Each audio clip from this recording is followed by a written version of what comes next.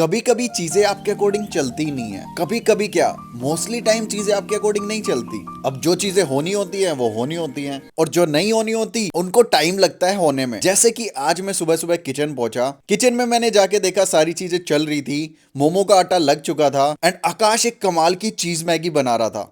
उस मैगी को फटाफट से हमने पैक किया बनाकर, एंड ये हमें डिलीवर करनी थी जो ग्लिच गेमिंग सेंटर है जहां पर हमने टाई अप किया है उनके पास। एंड जब भी हम मैगी बनाते हैं ना, हमारे साथ एक ही चीज होती है।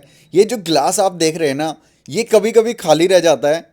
मतलब क्वांटिटी तो सेम होती है, पानी ऊपर नीचे हो जाता है। इसकी वजह से कभी ग्लास भरा हुआ होता है मैगी का, कभी थोड़ा सा खाली होता है। उसके बाद बाकी के ऑर्डर्स लग रहे थे, एंड साथ में एक कमाल का रिच मेल्टी चीज बर्गर भी बन रहा था। जैसे ही आकाश ने बर्गर बनाया तो मैंने उसको समझाया, भाई थोड़ी वेजीज इसमें और भर दिया कर। क्योंकि ईट एंड बाइट जब मैंने शुरू किया था तो यही सोच के शुरू किया था कि हम कोई भी कमी नहीं छोड़ेंगे किसी भी चीज में। अपने बर्गर्स में भर भर के लेटस, टमाटो, ऑनियन डालेंगे ताकि कस्टमर को कोई भी शिकायत ना रहे कि यार दूसरे ब्रांड्स इतना कम देते हैं, आप भी कम देने लग गए। और ये देखो, ये बर्गर कितना कमाल का लग रहा है। मतलब देखते ही मेरा तो खाने का मन कर जाता है। और सच्ची बताऊं तो एक बार आप टेस्ट कर लोगे ना, आपको इसकी आदत लग जाएगी। बहुत सारे कस्टमर ने मुझे ये चीज बोली है खुद से। एंड आजकल मेरे को शेफ की चॉपिंग देखकर मजा आ जाता है। वो बहुत ही कमाल के तरीके से कट करते हैं वेजीज को। तो हमारे दिन की शुरुआत कुछ ऐसे ही होती है। सारी चीजें बन रही थी, और सच्ची बताऊं तो ऐसा कभी नहीं हुआ किचन जाकर मैं घर वापस आया हूं एडिटिंग के लिए या कुछ भी काम करने के लिए। फिर उसके बाद किचन में मैं भी हेल्प करवाने लग गया। मैंने सैंडविच बनाया और साथ में चाय भी बनाई। वैसे तो आजकल मैं ट्राई करता हूं मोस्टली चीजें शूट करने का, कि मेरा ज्यादातर ध्यान शूट में हो। क्योंकि मेरे को ऐसा लगता है यार, as a business point of view से जितना ज्यादा मैं एक्सपीरियंस रिकॉर्ड करूंगा उतना ज्यादा अच्छा है ब्रांड के लिए भी। और यहाँ पे हमारे बन रहे हैं बहुत सारे सैंडविच। एक बड़ा ऑर्डर था सैंडविच का, तो आकाश ये पूरा ऑर्डर बना रहा है। और आजकल मैंने देखा है स्टाफ में बहुत ज्यादा इंप्रूवमेंट है। मतलब हम लोग फटाफट से सारे ऑर्डर्स को हैंडल कर लेते हैं, किचन में ज्यादा भसड़ नहीं होती। तो अब मैं आप लोगों को बताता हूँ क्या चीज नहीं हो पाई। एक्चुअल में मैंने जोमेटो से फोटोशूट बुक किया था, क्योंकि अभी हमारे जो फोटोज लगे हुए हैं जोमेटो के ऊपर, वो मैंने खुद से एडिट करके जुगाड़ करके उस टाइम पे जब किचन स्टार्ट किया था तब लगाए थे। एंड वो थोड़े मेरे को पुराने लगने लगे हैं। तो हम चाहते हैं कि थोड़े से नया लुक बने एक ईट एंड बाइट का। तो उसी से रिगार्डिंग फोटोशूट था, एंड फ्री फोटोशूट हमें मिला हुआ था। मैंने फोटोशूट बुक किया फटाफट से, एंड सारी चीजें रेडी हो चुकी थी। हम भी रेडी थे सारे स्टॉक के साथ कि आज तो भाई हम फोटोशूट करवा लेंगे। और उसी सेम डे मेरे को तनु को डॉक्टर के यहाँ लेके जाना था। वो थोड़ी बीमार चल रही है, एंड हमें लगा था कि हम शाम तक फ्री हो जाएंगे, बट ऐसा बिल्कुल भी नहीं हुआ। जैसे ही हम डॉक्टर के पहुंचे, वहां पर मेरे को कॉल आता है जोमेटो की तरफ से। उन्होंने कहा कि आपका फोटोशूट आज का कैंसिल करना पड़ेगा, क्योंकि जो फोटोग्राफर हैं उनका एक्सीडेंट हो गया है। मैंने कहा अरे यार, ये क्या चीज़ हुई। होप वो अच्छे हैं। तो उन्होंने बताया कि मेरे को, हमें सिर्फ इतनी इन्फॉर्मेशन मिली है, बाकी हेल्थ अपडेट जो भी मिलेगा हम बता देंगे, तो हम आपका फोटोशूट रीशेड्यूल कर देते हैं। मैंने कहा ठीक है, आप कर दीजिए। एंड सेम डे ये चीज हुई कि डॉक्टर ने भी बोल दिया कि तनु को एडमिट करना पड़ेगा। तो एक दिन के लिए तनु को एडमिट किया। उसके बाद नेक्स्ट डे मैं किचन के ऊपर आया, तो नेक्स्ट डे मैंने देखा कि जोमेटो ने अभी तक फोटोशूट बुक ही नहीं किया है। तो मैंने उसको दोबारा से रीशेड्यूल किया खुद से, सारी आइटम को दोबारा से सिलेक्ट किया। और जोमेटो ऑफर करता है कि मैक्सिमम 50 आइटम्स आप शूट करवा सकते हैं, और हमारे पास इतने आइटम्स हैं भी। मैंने कहा ठीक है, इसको बुक कर लेते हैं, और जैसे तैसे बुक किया। अब देखते हैं कल का शूट कैसा रहेगा, उसका प्रॉपर व्लॉग मैं बना के डालूंगा। तो भाई इसीलिए कह रहा था, जो चीजें हम प्लान करते हैं वो कभी नहीं होती, सब कुछ अपने आप ही होता है जो चीजें होनी होती हैं। तो ऐसे ही यार सारी चीजें चल रही हैं। और आज हमारे पास एक नई डिश भी बनाई जतिन ने। उसने एक रेस्टोरेंट पे खाया था चिल्ली चीज टोस्ट, एंड वो उसे इतना ज़्यादा पसंद आया। वैसे वो मिर्चियाँ खाता नहीं है, बट आज उसने बना के दिखाया। उसने एक ब्रेड की स्लाइस ली और उसके ऊपर मोज़रेला चीज डाला, और उसके ऊपर डाल दी बहुत सारी ग्रीन चिल्ली। एंड सच्ची बताऊं तो यार, टेस्ट उसका बहुत ही ज्यादा कमाल लग रहा था। मिर्ची का जो स्पाइसीनेस है वो थोड़ा थोड़ा आ रहा था, ज्यादा नहीं आ रहा था। तो हम सोच रहे हैं कि इसको ट्राई करेंगे, क्यों ना मेन्यू में ऐड कर लेते हैं। बट अभी सच्ची बताऊं तो हमारे पास ना आइटम्स बहुत ज्यादा हो चुके हैं, शेफ का भी काम बढ़ चुका है। इस वजह से हमें जो भी चीज ऐड करनी होगी उसके बारे में हमें 10 बार सोचना पड़ेगा, क्या वो चीज उतनी सेल करने लायक होगी ताकि हम जिसे ऐड कर सकें। अब जैसे हमारे पास कई बार चाय कॉफी के ऑर्डर्स आते हैं, तो वो थोड़ी सी प्रॉब्लम कर जाती है, क्योंकि कस्टमर तो यार किसी भी टाइम कुछ भी चीज मांग लेगा, एंड वो चीज हमें बना के देनी पड़ेगी। हमारे पास इतने ज्यादा बर्नर्स भी नहीं है, तो हम सोच रहे हैं कि जो नॉन स्टिक पतीले हैं वो ले आएं, ताकि इंडक्शन के ऊपर हम सारा काम अपना शिफ्ट कर दें। एंड जो दो हमारे गैस के बर्नर्स हैं उनको हम छोड़ दें शेफ के लिए, ताकि वो मोमोज, पास्ता और चाउमीन बना सकें। और अभी हमारे पास शेफ की जितनी भी आइटम्स हैं उनकी हमें सेल ज़्यादा से ज़्यादा बढ़ानी पड़ेगी, क्योंकि यार अगर ऐसे ही चलता रहा तो शेफ की सैलरी निकालना मुश्किल हो जाएगा। उन चीज़ों की सेल्स इतनी ज़्यादा नहीं बढ़ी है कि हमारे बर्गर, पिज़्ज़ा और बाकी चीज़ों को मैच कर पाएं। अभी मोस्टली लोग ट्राई करके जा रहे हैं और उनको टेस्ट पसंद आ रहा है, और हमारे नूडल्स और बाकी चीज़ों के टेस्ट से हम बहुत ज़्यादा सेटिस्फाइड हैं। तो जस्ट हमें छोटी सी मार्केटिंग की ज़रूरत है, एक मार्केटिंग का किक मिलेगा तो ये चीज़ें बहुत अच्छी जाएंगी। और अच्छा हुआ यार हमने eat and bite special noodle और सिंगापुरी नूडल को अलग अलग कर दिया। वैसे तो दोनों ही सिंगापुरी नूडल्स हैं, बट एक में काजू और पाइनएप्पल जाते हैं। हाँ ऑब्वियसली पनीर तो दोनों में जाएगा, क्योंकि अब मैंने देखा कि बहुत सारे लोगों को काजू और पाइनएप्पल पसंद नहीं है नूडल्स में। तो हमने डिसाइड किया कि काजू और पाइनएप्पल वाली जो सिंगापुरी नूडल है उसको हम eat and bite special noodle का नाम दे देंगे, जिससे कि जिन कस्टमर को ऑथेंटिक सिंगापुरी नूडल खानी है वो उसको खा सकता है, और जिन लोगों को ईट एंड बाइट स्पेशल खानी है वो ईट एंड बाइट खा सकता है। तो ये डिफरेंशिएशन काफी हेल्पफुल रहा हमारे नूडल्स की सेल्स को बूस्ट करने में और उसके टेस्ट को मेंटेन रखने में। और मुझे नहीं पता यार ये क्या सीन है, जब भी मैं व्लॉग शूट करता हूं ना उस दिन तो 100% लाइट चली जाती है, एक कट तो हमारा इलेक्ट्रिसिटी का लगता ही लगता है। गाइस हमारी लाइट चली गई गाइस, रोज का हो गया गाइस। अब इसका गाइस ये गरीब है, एक इन्वर्टर नहीं लगा सकते। उसने भी 4 दिन खाई।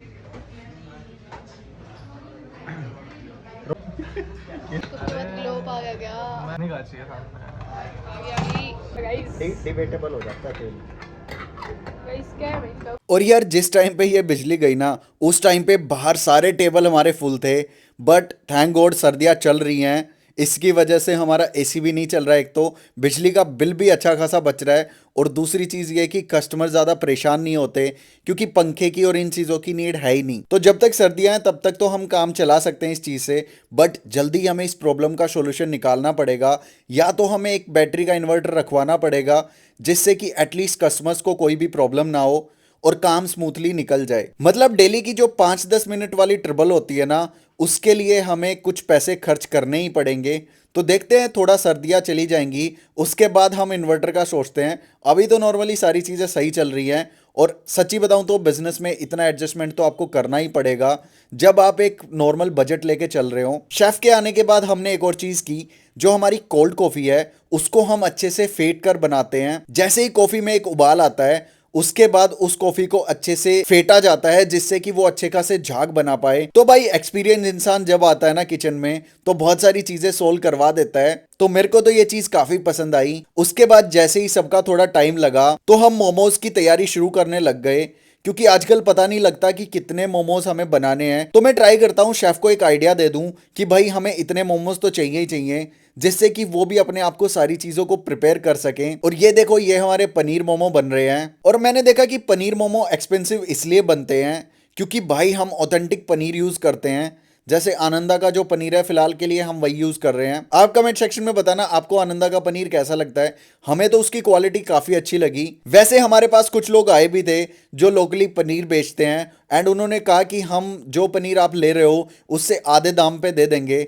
बट मैंने कहा नहीं यार, क्वालिटी के साथ कोई कॉम्प्रोमाइज नहीं कर सकते हम। जो बेस्ट क्वालिटी का पनीर होगा या बाकी चीजें होगी हम वही यूज करेंगे, क्योंकि आफ्टर ऑल खाने का जो बिजनेस है वो टेस्ट के दम पे चलता है, क्वालिटी के दम पे चलता है, ना कि डिस्काउंट और ये बाकी चीजों की वजह से। और इसीलिए हमारे प्राइसेस भी थोड़े से हाई हैं, बट हमारे कस्टमर्स के रिव्यू हमें बहुत अच्छे मिले हैं, जिससे कि हमें अब फर्क नहीं पड़ता कि मार्केट के साथ क्या कंपटीशन करना है क्या नहीं करना। हम प्राइसेस को अपनी तरफ से बहुत ज़्यादा ट्राई करते हैं कि कस्टमर के लिए वर्थी हो।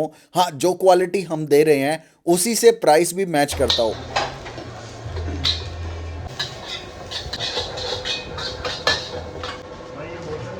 देखने में क्या दिक्कत है? इसमें डाल दो ने। इसमें डाल दो। चलो इसमें डाल देंगे।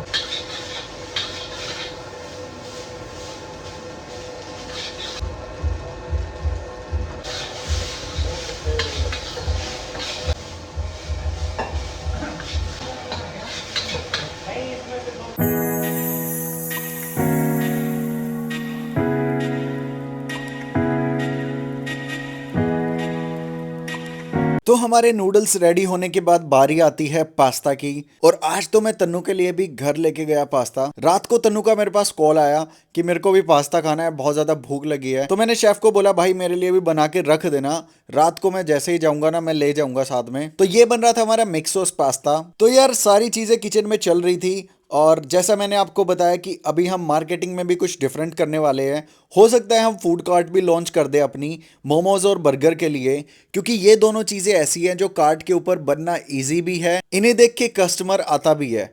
तो ये चीज़ तो मेरा सपना था कि कभी ना कभी हम फूड कार्ट दोबारा से लगाएंगे। बाकी आज दिन में मेरे पास एक मैम भी आए, उन्होंने कहा कि मेरे को सीखना है सारी चीज़ें, कि जो भी चीज़ आप किचन में करते हो ताकि हम अपना किचन स्टार्ट कर सकें। मैंने कहा अभी तक हमने किसी को सिखाने के बारे में तो सीरियसली सोचा नहीं कि हम किसी को चीज़ें सिखाएंगे। हाँ, मैं आपको थोड़ी बहुत टिप्स दे सकता हूँ, जो जो प्रॉब्लम्स मेरे को आई क्लाउड किचन स्टार्ट करने में या फिर ये कैफ़े स्टार्ट करने में, वो चीज़ें आप इजीली सीख सकते हैं as a business point of view से। हाँ, रेसिपीज़ की डिटेल हम ऑब्वियसली नहीं बता सकते, क्योंकि यार उनको बनाने में बहुत ज़्यादा मेहनत लगती है। और मेरा मानना ये है कि आपको जो चीज़ आती है ना, जिस चीज़ में आप बेस्ट हो, वही चीज़ अगर आप बेचना स्टार्ट करोगे एक बिजनेस माइंड से, तो ही आप अच्छे से अपने किचन को ग्रो कर पाओगे।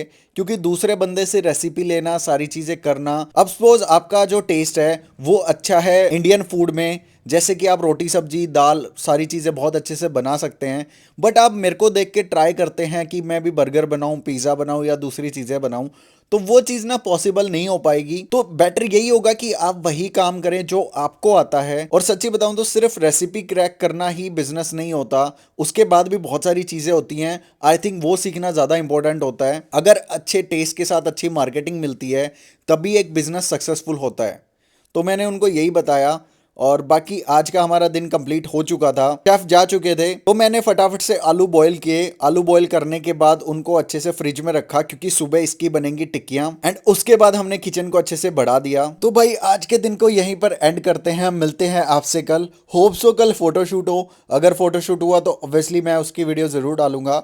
और क्रिसमस की तैयारियां भी चल रही हैं किचन पे, उसका भी मैं पूरा व्लॉग आपको शूट करके दिखाऊंगा। बाकी कल मिलते हैं। होप आपको आज का व्लॉग पसंद आया होगा, पसंद आया तो लाइक शेयर सब्सक्राइब जरूर करना। मिलते हैं कल के व्लॉग में, बाय बाय।